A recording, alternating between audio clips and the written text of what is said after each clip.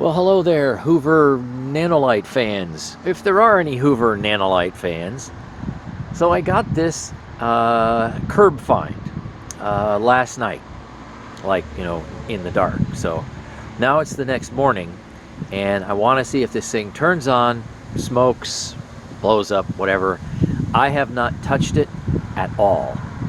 So let's plug it in and see what happens.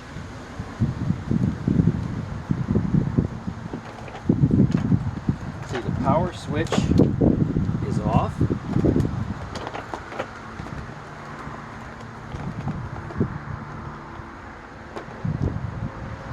I don't know if it's missing, I think it might be missing a tool here. Not too sure. Man, that's one thick cord. Short, but it's thick.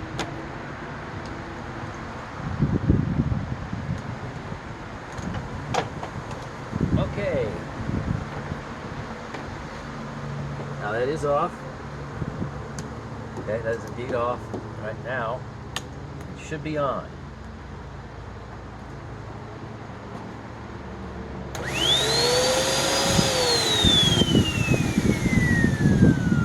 Did you see what the hose did? Here. Watch the hose. Carefully watch this hose for a second.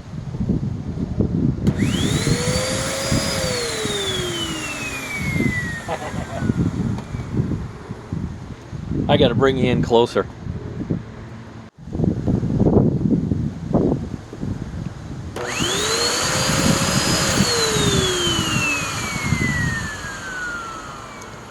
So I'm gonna guess that we have a clog or some obstruction somewhere. Let's see. Let me get this thing off here.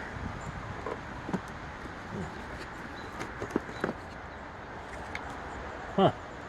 I wonder if that's the problem. See what it sounds like now. Ooh, that sounds a bit better, I think. Of course, that's a bit dirty.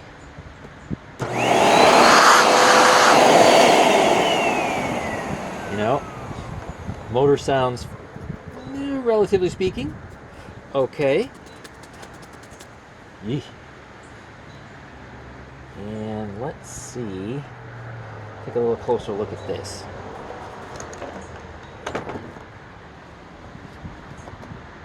Yeah, what do you think of that? Isn't that nifty? I don't think you can really see down there that well.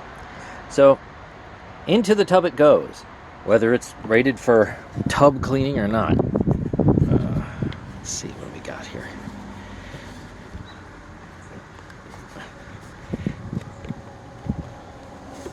Well,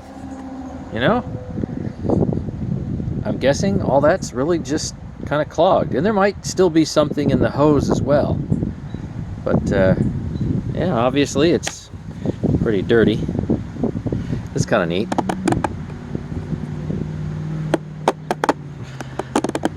I guess help you to get the dust out or something. I bet that all this is washable, and I'm sure the tub water is going to be really, really nasty. Let's see, what else can we get into? Well, got the top off, and that's what that looks like. Got to the brush roll, and I did find this thing here appears to be broken into pieces. I don't think that's supposed to be like that, so I'll fiddle with that later, I suppose. That's what it looks like. Oh, here's a nail. Yeah. All kinds of general debris in there, I suppose. This does turn. Ugh. It looks like something melted, snapped, whatever it was. Obviously there was some other type of mechanical problem other than it being clogged. I'm sure clogging was a part of it, but there's other issues here. I don't think that's supposed to be jammed in there like that. But I wonder how good the motor is. So I've got my current meter out here. The belt is definitely toast. You can see that focuses all right. You can see burn marks and stuff. Yeah, here's a whole bunch of burn marks.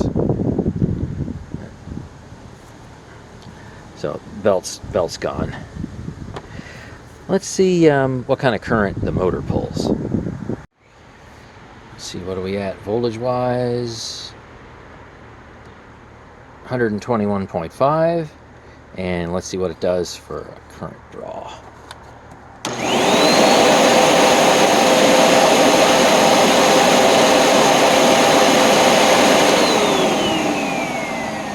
So that's probably about right. The wind down is a little bit on the long side, but the motor really doesn't appear to have any serious damage. So I guess I'm going to throw everything we can into the tub and scrub it up, see what happens. Well, now this is mostly apart, and I just want to call your attention to the motor. It appears, honestly, like this is okay. I'm sure it needs a little touch up here and there, but it seems to be fine. Obviously this back part of the filter, that's clogged. That's obviously clogged. So we're going to vacuum some of that out. And I found another major clog. So right in there. Look at that.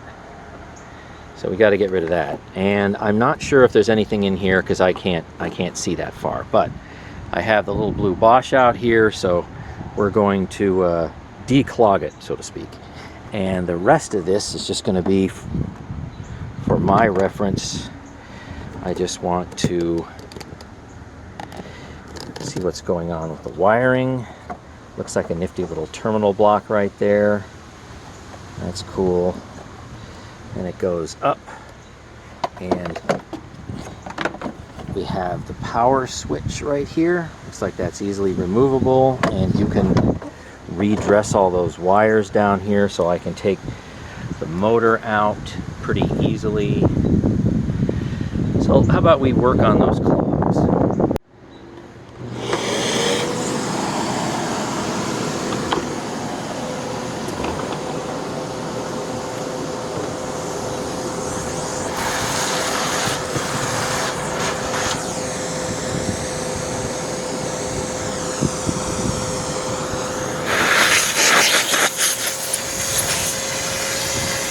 Ooh, that did not declog it. So we're going to have to use something to poke that out with.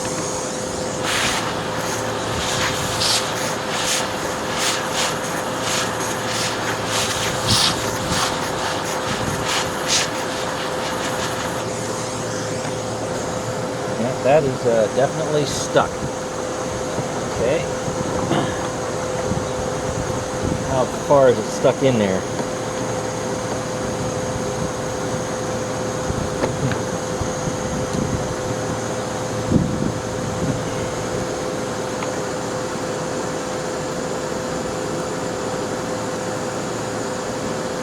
Here's some food.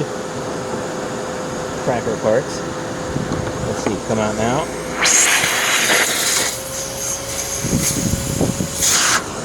Nope. It's really jammed. Okay. I'm gonna have to get something different than that. Oh, I know. Is there anything clogged in this? Got any airflow through this guy? Oh, this is clogged too. Yep, that's completely clogged too. Oh man. There we go. That did it. Just stretched it out. Yep. And that declogged. Alright, well there's one clog done.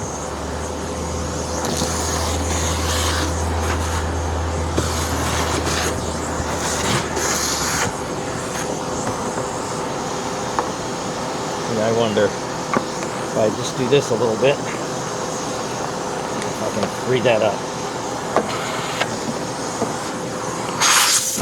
Yep, that did it. Yep, got it back. There it is. Okay, so I guess,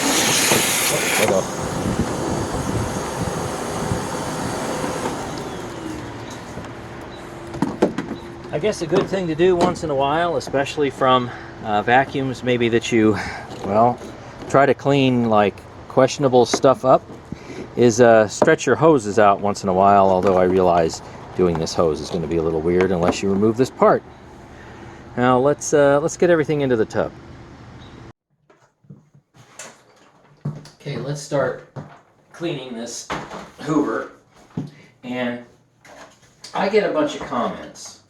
Seems like every bathtub video I do, where electrical parts, the electrical cord usually is typical, but other parts are put in this tub, and people say, oh no, you can't do that, it's going to damage something, it's going to rust something. That's not the case, and I've mentioned this multiple times over multiple years. There are even YouTube channels out there, okay, where you will see motors, armatures, whatever for electrical parts, and they put them in the dishwasher and run it, and it's just fine. So it's not the wetting process that matters so much. It is the drying process. So this is not going to have any harm done to any electrical component that happens to be in the water. So please refrain from comments that says, oh my, you can't put the cord or some electrical part in the water. Been doing it for years. You do a quick dry process, everything's fine.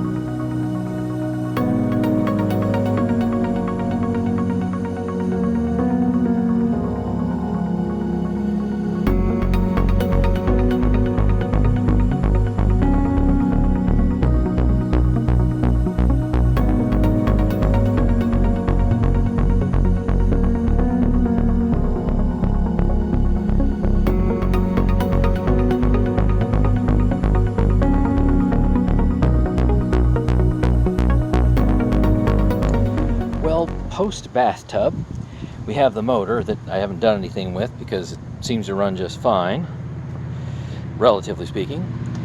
And here's some drying parts. much better. That was kind of black. Had a bunch of marks on it.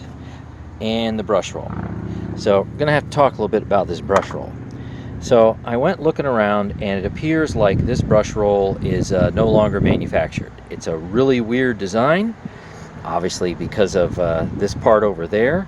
And at the moment, I did Google search, eBay, Parts Warehouse.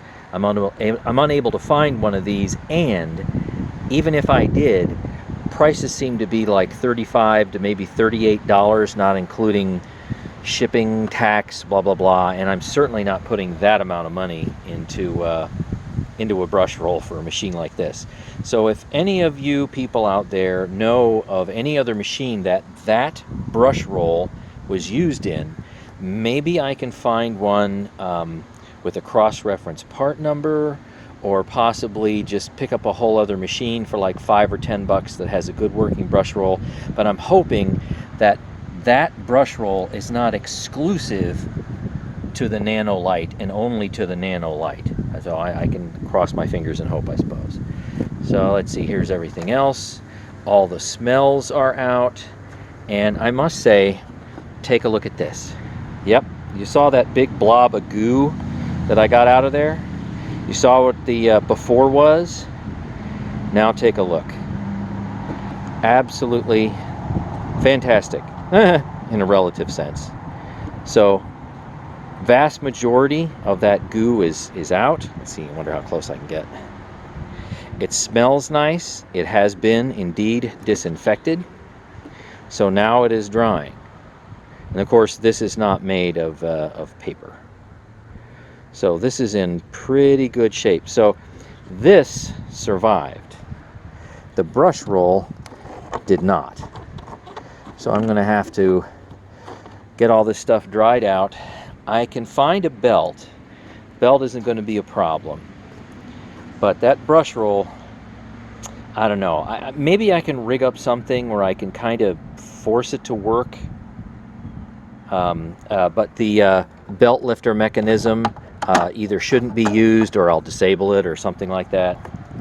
But that's where it stands. So I have to wait for this stuff to dry now, and it's going to take a little while before I put it back together. You know what I want to do if I have time? So this is a really inexpensive motor, obviously, but it's still supposed to be a 12 amp motor. I wonder what is the raw airflow and suction out of this super Chinese cheapie. Maybe I'll see if I can find some time to figure out what do we have for CFM and suction out of this thing. So obviously this machine does not have a very efficient usage, so I'm sure that the airflow would be low by the time it would get down to the power nozzle. Be that as it may, maybe the motor's not actually half bad. Maybe the motor's terrible. I don't know. All right. Stay tuned for reassembly and testing, I suppose, at some point in time. Happy vacuuming.